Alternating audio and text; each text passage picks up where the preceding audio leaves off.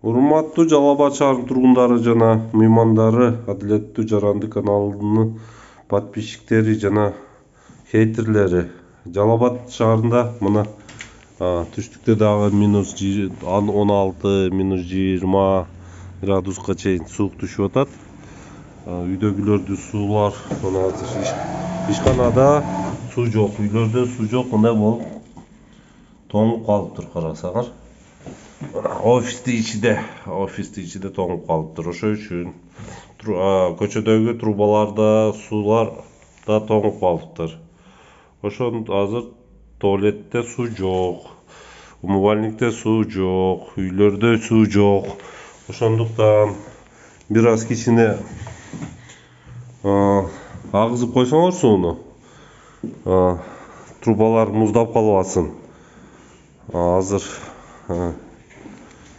мындай суукта муздап калса трубалар жарылып кетет. Ошого кичине күкүрттү даанындай агызып койсоңор сууну, трубада суу токтобой муздабайт.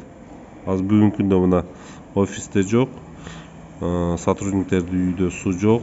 Водоканалга кайрылсак, трубаларда суулар муздап калыптыр. Эми надеяться кылабыз бул трубалар жарылып кетпеди деп. Рахмат баарыңарга.